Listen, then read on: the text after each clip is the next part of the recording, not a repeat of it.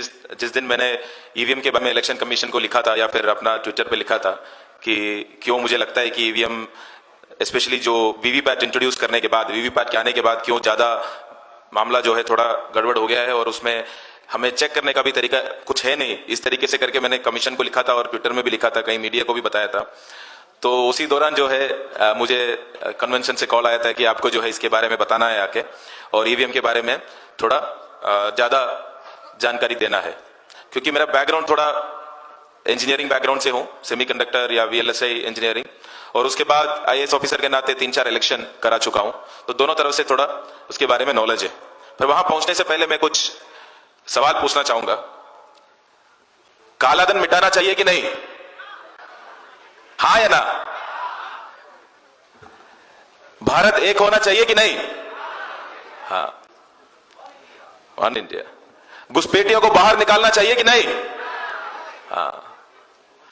देखिए, ऐसे सवाल आपसे पूछते हैं, आप जोर जोर से हाँ कहते हैं। जब आपसे पूछा गया कि काला धन मिटाना चाहिए कि नहीं और आपने जोर से बोला हाँ, सरकार क्या लेके आए? नोटबंदी।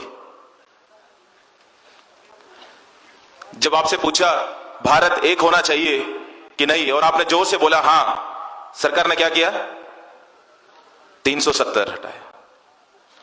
जब आपसे पूछ रहे हैं घुसपैठियों को बाहर निकालना चाहिए कि नहीं और आप उतना ही जोर से चिल्ला रहे हां, तो सरकार ने क्या किया? एनआरसी। तो सरकार कुछ नहीं कह रहे, आप सरकार से करवा रहे हो, क्योंकि इस तरीके से सवाल आपको पूछा जाता है कि आपको तुरंत लगता है इसमें एकदम चिल्ला के हां बोलना जरूरी है। उसके अलावा और कुछ हाँ या ना में ही जवाब, सारे जवाब देखेंगे आप, जितने भी कम्युनिकेशन है, जितने भी सवाल पूछेंगे आपको टीवी से दिखेगा, सारे सवाल हाँ या ना की ही होगी। ये होना चाहिए कि नहीं बताइए साथियों, तो आप बोलेंगे हाँ, और फिर वो करेंगे और आपको बताएंगे आपने तो हाँ कहा था। काला धन मिटाना चाहिए कि नहीं जब आपसे पूछा, तो आप में से किसी ने ये नहीं पूछा कि काला धन होता क्या है? काला धन क्या होता है? किसी ने ये पूछा ही नहीं कि काला धन होता क्या है। अगर ये पूछा होता तो जवाब आते कि 2 तरीके का होता है। एक जो है जो इलीगल तरीके से, अवैध तरीके से कमाया हुआ पैसा, वो हो सकता है टेररिज्म का हो सकता है ड्रग्स बेच के हो सकता है माफिया करके हो सकता है सरकारी ऑफिसर या फिर पॉलिटिशियंस घूस या करप्शन, ब्राइबरी वो करके कमा रहे हो। ये सारा जो है अवैध तरीके से कमाया हुआ पैसे, उसको काला धन कहते हैं। और दूसरे तरीके का भी काला धन है, वो है अनडॉक्यूमेंटेड, जिसका कोई डॉक्यूमेंटेशन ना हो। तो जैसे आप एक ऑटो रिक्शा पकड़ के जाते हैं और आप उसको 100 रुपया देते हैं, आपको कोई पर्ची नहीं देता, वो जो ट्रांसैक्शन है वो डॉक्यूमेंटेड ट्रांसैक्शन नहीं है। आप कहीं क्लिनिक जाते हैं तो वहां पे कई सारे क्लिनिक में आपको जो है कोई पर्ची नहीं मिलता। आप दुकान जाते हैं कोई पर्ची नहीं मिलता। कई सारे लोगों को जो रेडी पे सब्जी बेचते हैं वो पर्ची नहीं देता। बस में चलते हैं पर्ची नहीं देता, कहीं भी नहीं होता। इंडिया के 80 से 90% जो इकोनॉमी जो है वो इनफॉर्मल इकोनॉमी है, जो बिना ये कागजात, बिना ये डॉक्यूमेंटेशन के चलते हैं, और उसमें कई सारे लोगों की आमदनी भी ठीक ठाक है। तो जब वो भी काला धन है, अब मैं दोबारा ये सवाल पूछता हूं, काला धन मिटाना चाहिए कि नहीं? काला धन होता क्या है? अभी बता तो दिया काला धन क्या होता है। काला धन मिटाना चाहिए कि नहीं? देखो, ये हम लोग जैसे समझते हैं एक मुद्दे को तो हमारी जवाब बदलने लग जाता है, और हमें ऐसे लगता है कि कोई भी सवाल की जो है जवाब सिर्फ हाँ या ना में ही देना जरूरी है। ऐसा नहीं है। कोई आपको हाँ या ना के सवाल पूछते हैं, उसका जवाब एक दूसरा सवाल हो सकता है। उसके अगर आप सवाल पूछते, अब मजबूरी में ना रहे कि आपको हाँ या ना में जवाब देना ही है, नहीं। अगर काला धन मिटाना चाहिए कि नहीं आपसे पूछते और आप बोलते कि काला धन है क्या, पहले इसके बारे में बताओ, समझाइए। भारत एक होना चाहिए कि नहीं, तो आप पूछते कि भारत क्या अभी एक नहीं है क्या? आप एक होने का मतलब क्या समझते हो? क्या करना चाहते हो कि एक करने के लिए? भारत अभी एक नहीं है, या किस तरीके से करना चाहते हो? घुसपैठियों को बाहर निकालना चाहिए कि नहीं, तो आपको पूछना चाहिए क्या घुसपैठिया है कौन? उसके जगह पे जब हां बोलते हैं तो हम सरकार को फ्री पास दे देते हैं कि जो भी करने के लिए। घुसपैठिया है कौन, और सरकार को कैसे मालूम होगा कि कौन घुसपैठिया है और कौन नहीं है? कोई भी चीज सरकार इसी बात से तय करते हैं कि आपके पास उसका कागजात है कि नहीं। कई सारे लोग पेंशन लेते होंगे और आप जाते हैं, खुद पेंशन लेने जाते हो तो भी आपको लाइफ सर्टिफिकेट देना होता है कि आप जिंदा है। आप खुद जाने से सरकार नहीं मानते कि आप जिंदा है। वो कागज आप देंगे तब सरकार मानेंगे कि हां आप जिंदा है। अगर मान लीजिए पिछला कई 2 साल का आपने देना भूल गया और इस साल आप चले गए तो सरकार पहले बोलेंगे कि पिछला 2 साल का लेके आओ, तभी मानेंगे कि इस साल जिंदा है। किस बात पे तय करते हैं? कागज पे। तो घुसपैठी है या नहीं, ये भी अल्टीमेटली जो है कागज के ऊपर तय होगी कि कौन घुसपैठिया है, कौन नहीं है। जिसके पास कागज है वो नागरिक है, जिसके पास कागज नहीं है वो नागरिक नहीं है। तो अभी यही सवाल मैं दोबारा पूछता हूं, घुसपैठियों को बाहर निकालना चाहिए कि नहीं?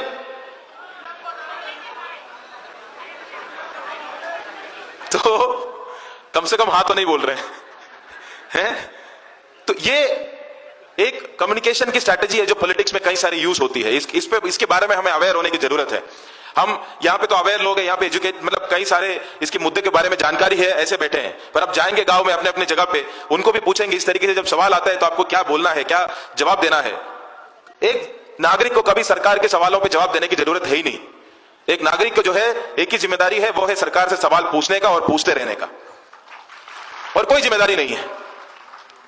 हमें ऐसे महसूस किया जाता है कि सरकार सवाल पूछते रहेंगे, हम उसको जवाब देते रहेंगे।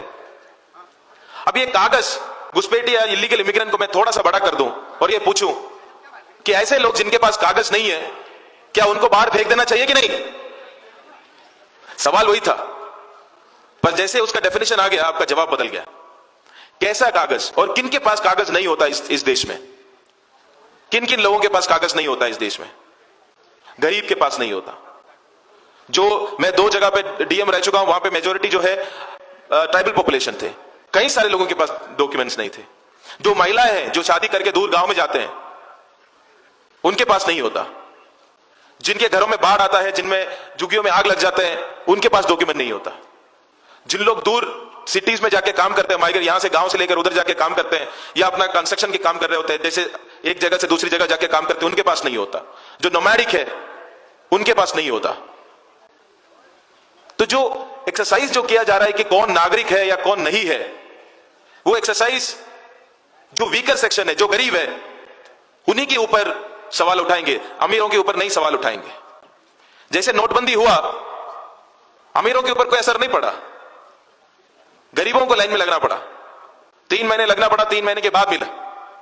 पर हमारी आदत ऐसे है, अगर बिजली चले जाते घर पे तो हम गुस्सा नहीं करते, हम बगल वाले घर पे देखते कि उसका भी गया है कि नहीं। अगर उसका भी गया है तो ठीक है, पूरा मोहल्ले का गया है, पर गुस्सा नहीं करते कि गया, बिजली चली गई। पर मान लीजिए 3 घंटे के बाद वो बिजली वापस जब आते हैं तो हम खुश जरूर होते हैं। हम खुश होते हैं। क्यों भाई, क्यों खुश हो? जाना ही नहीं चाहिए था, चले गए, और उसके बाद जब वापस आए आपको खुशी मिली। जो आपके पैसा जो कभी आपसे दूर नहीं रखना चाहिए था, वो भी 3 महीने के लिए आपसे चला गया, पर जब वापस एटीएम में पहली बार पैसा आने लग गया तो हमें खुशी मिली कि आ तो गए। इतना भी उम्मीद नहीं था सरकार से कि वापस भी देंगे। नागरिकता भी ऐसे ही है, जब छीनी जाएगी तब आपको लगेगा कि अपनी गलती के कारण है, क्योंकि हमारे पास डॉक्यूमेंट नहीं है। परसों का ही स्टेटमेंट है गवर्नमेंट का, आधार कार्ड नहीं माना जाएगा, पासपोर्ट नहीं माना जाएगा, वोटर आईडी कार्ड नहीं माना जाएगा, नागरिक है या नहीं है इसमें से कुछ नहीं माना जाएगा। ये गवर्नमेंट ऑफिशियल का स्टेटमेंट है, माना क्या जाएगा फिर? और ये जब चले जाएंगे, उसके बाद जब वापस मिलेगा तब हमें खुशी होगी कि सरकार ने हमें वापस तो दिया। मैं आम जनता की बात कर रहा हूं। उनको पहली बार उनको खुद ही लगेगा कि मेरे दादा, मेरा पापा ने ये सारा डॉक्यूमेंट्स क्यों नहीं रखा। पहले अपने फैमिली पे पूछेंगे, आपने क्यों नहीं रखा, क्यों बना के नहीं रखा। उसके बाद जो भी जिस तरीके से बात करने लग जाएंगे, किसी ऑफिसर को, किसी क्लर्क से, किसी से भी बात करके डॉक्यूमेंट बनाने लगेंगे। 2-3 महीने परेशान होकर बनाएंगे, उसके बाद लगेगा सब ठीक हो गया तो खुश महसूस होगा। उसका डेली का जितने भी मुद्दे हैं वो सब साइड हो गए। अभी जो है वो नागरिक है या नहीं, बस वही मुद्दा बच गया। और ये जो गरीबों के खिलाफ जो है एनआरसी, जब हम कहें तो कई मुसलमान के नाम ही नहीं आया। कागजात की बात की है तो कभी मुसलमान के बारे में बात किया ही नहीं। पर जो गरीबों के खिलाफ जो एनआरसी है, उसको मुसलमान के खिलाफ बनाने का वो है सिटीजनशिप अमेंडमेंट एक्ट। उसके थ्रू आपने क्या किया, आपने बता दिया आपके पास डॉक्यूमेंट नहीं है, पर आप मुसलमान नहीं हो तो आप चिंता ना करो, आपको हम किसी न किसी तरीके से दे देंगे। अरे भाई, ये कोई एहसान है कि सरकार का कि हमें नागरिकता आप दे देंगे? हम है इतना ही काफी है कि हम नागरिक हैं। मैं हूं, खड़ा हूं यहां पे, इतना काफी है कि मैं नागरिक हूं। कुछ ही सरकार को कुछ भी प्रूव करने की कोई जरूरत नहीं है। पर ये लाइन पे ही पूरी जितने भी थॉट प्रोसेस है ये आगे बढ़ते रहते हैं। और कई बार हम इस सरकार से थोड़ा ऐसे भी लगता है कि कितना लोगों को लगता है कि फासिस्ट है, फांसीवादी टाइप है सरकार, ऐसे लगता है किसी को? कई सारे लोगों को लगता है। मुझे लगता है कि सरकार बेवकूफ है। बिल्कुल एक फांसीवादी हो सकता है पर बेवकूफ जरूर है, उसमें कोई डाउट नहीं है। उनकी जितने भी नीति आप देख लीजिए, जितने भी आप नीतियां देख लीजिए, ये जो गाड़ी के पीछे भागने वाले कुत्ते नहीं होते, भोगते बहुत है, वहां तक पहुंचते हैं पर उसके बाद उनको पता नहीं होता करना क्या है। गाड़ी तक पहुंच जाते हैं, फिर उसके बाद उनको पता नहीं होता करना क्या है।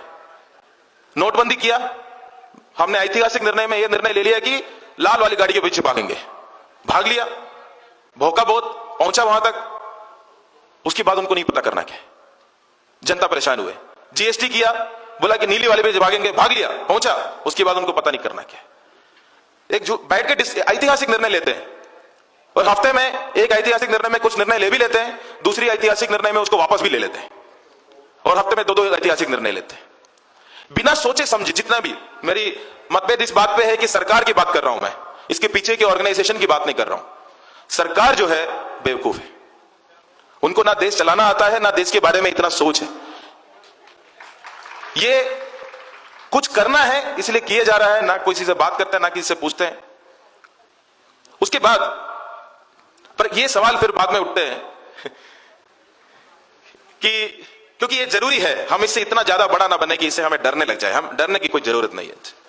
ये थोड़ा बहुत पावर में है, जो गांव में नहीं होते, हट्टे कट्टे है, पर दो लोग हैं हट्टे कट्टे पर बेवकूफ है।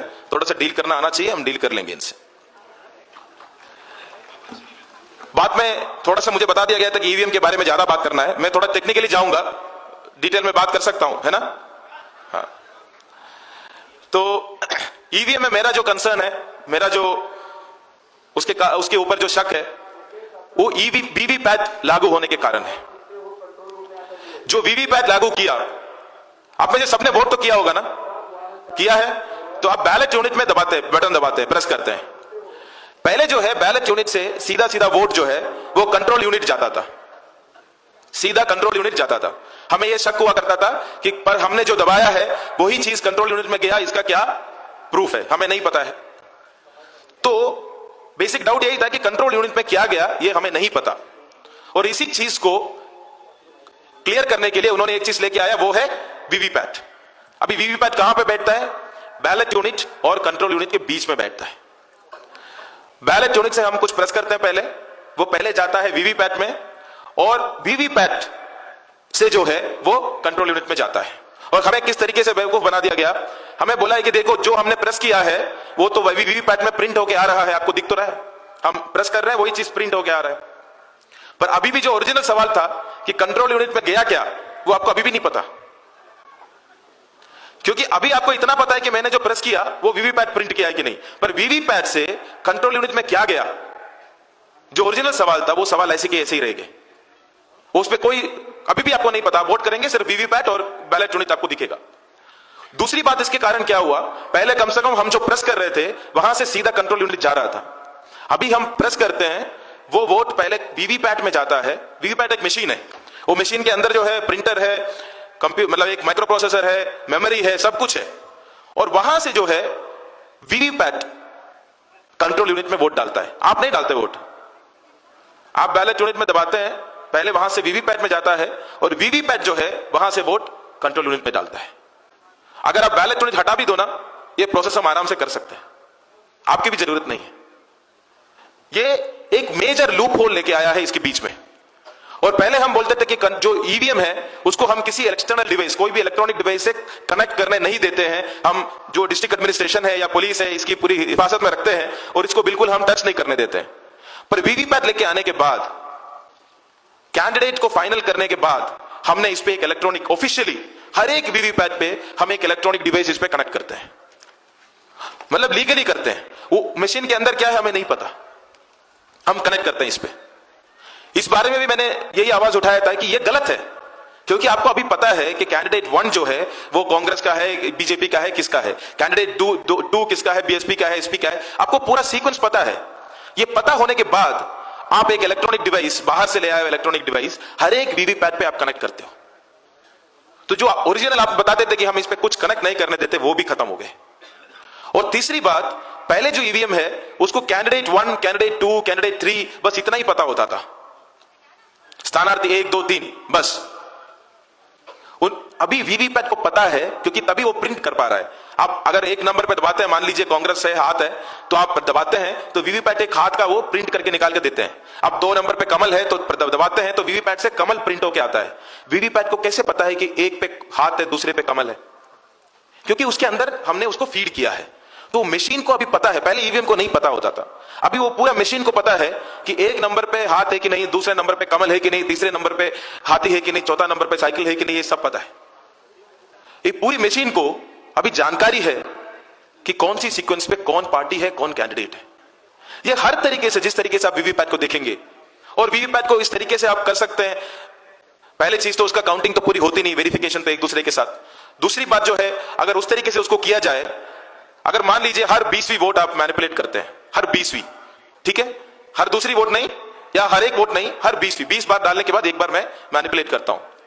तो मैंने वीवीपैट में उस बटन दबाया, वीवीपैट ने उसका लाइट नहीं जलाया या फिर जल्दी उसको प्रिंट करके नीचे गिरा दिया, नीचे गिर गया। वो गिरने के बाद आपको शक हो गया, आपको लगा ये तो जल्दी गिर गया, मैंने देखा नहीं, या किसी और का सिंबल आ गया, मैंने देखा नहीं। शक हो गया तो आप क्या करेंगे? आप प्रिसाइडिंग ऑफिसर के पास जाएंगे, आप उसको जाएंगे और उसको बोलेंगे कि देखिए हमने ये किया और इसमें गलती हुई। प्रिसाइडिंग ऑफिसर आएगा वहां से, वो बोलेगा दोबारा करो, टेस्ट वोट, आपको टेस्ट वोट का मौका देता है। अगर मैं टेस्ट वोट करूंगा तो सही आएगा, क्योंकि जो है हर 20वीं वोट का ही हो रहा है, हर एक वोट का नहीं हो रहा है। तो क्या होगा, मैं आके दूसरी वोट दबाऊंगा, सही से प्रिंट होकर आएगा और आपके ऊपर जो है क्रिमिनल केस लग जाएगा। तो इससे क्या फायदा हुआ? ये टेस्ट वोट से फायदा क्या हुआ? ये कई सारे मुद्दे हैं। मैं ये नहीं कह रहा हूं कि पूरा ईवीएम हैक हुआ है, मेरा कभी भी दावा नहीं है, जब तक मेरे पास प्रूफ नहीं है मैं ये नहीं कहूंगा। पर मेरा इतना ही है कि ये हो सकता है। इतनी सारी वल्नरेबिलिटीज आपने इसमें छोड़ रखी है वीवीपैट और ये पूरी ईवीएम मशीन्स की उसके अंदर, कि इसके अंदर हैकिंग हो सकती है। अगर हो सकते हैं तो भी दूसरी बात, हम इसको पकड़ने का भी चांस नहीं है। हम ये बोलते थे कि जिस दिन वोटिंग होती है उस दिन 50 वोट डलते हैं और आप तब चेक कर सकते हैं कि सही है कि नहीं। बात यह कि मशीन को भी पता है कि उस दिन 50 वोट डलने वाला है, तो कुछ बड़ी बात नहीं है कि पहले 50 को कुछ करो ही ना। प्रोग्राम तो हर तरीके से आप कर सकते हैं। तो इसके कारण जो हमारी जो एक लोकतंत्र, जिससे हम अपनी सरकार को चुनते हैं, एक सबसे बड़ा लोकतांत्रिक देश जो है, अपनी सरकार को जो चुनते हैं, उस मशीनरी में इस तरीके का अगर कामयाब पाए जाते हैं तो उस पर तुरंत एड्रेस करने की जरूरत है, उसको डिफेंड करने की जरूरत नहीं है। मैं नहीं जानता हूं कि क्यों इलेक्शन कमीशन को लगता है कि नहीं हमारे इसमें कोई दिक्कत नहीं है, आंख बंद करके सब सही है, बस हम बोल रहे हैं इसलिए सही है। ये स्ट्रैटेजी क्यों अपनाना चाहिए? क्योंकि ये इलेक्शन सिर्फ जो है इलेक्शन कमीशन का मुद्दा नहीं है। इलेक्शन कमीशन तो इलेक्शन कराते हैं, अगर लोगों के एक प्रोसेस के ऊपर शक है तो उनको बाहर आके बताने की जरूरत है। उसके जगह पे मैंने जब ये कंप्लेंट उठाया और लिखा कमीशन को, तो कमीशन ने सबसे पहले ये बात कही कि तुमने सर्विस में रहते हुए बात नहीं उठाई, सर्विस में जाने के बाद उठाई, इसलिए कुछ मतलब नहीं है। सर्विस में रहते हुए भी उठाया था पर तब कोई फायदा नहीं। अगर मैं चिट्ठी लिखता तो तुरंत मेरे ऊपर कार्रवाई करते। अगर उसके बाद अगर मैं बोल रहा हूं, कोई बंदा, चाहे मैं बोल रहा हूं, कोई आईएएस ऑफिसर बोल रहा है, कोई इंजीनियर बोल रहा है, कोई डॉक्टर बोल रहा है, कोई भी बोल रहा है, कोई एक आम आदमी, कोई भी एक वोटर, एक सिटीजन अगर बोल रहा है कि इसमें मुझे शक है, तो कमीशन को उसके बारे में कम से कम एक व्हाइट पेपर ले आके बताना चाहिए कि क्यों ये सारी जो आपने मुद्दे उठाए वो गलत है। इतना तो बताना चाहिए। अभी तक 4 महीने हुए, 3 महीने हुए मेरे ख्याल से, 3 महीने, अभी तक कमीशन ने इतना भी नहीं किया कि ये बताया कि हम क्यों इस बात पे, ये हमारी सफाई है, ये आपके शक जो है इससे कारण गलत है, अभी तक नहीं बताया। और हम चल रहे हैं, हम इलेक्शन के ऊपर अगला इलेक्शन के ऊपर अगला इलेक्शन कर रहे हैं। जब तक रिजल्ट इधर उधर आते रहे तो कोई दिक्कत नहीं है। बात कभी भी इस बात पे नहीं है कि बीजेपी इसको हैक करेगा या कांग्रेस इसको हैक करेगा। आपको क्यों नहीं लगता है कि चीन उस पर हैक कर सकता है?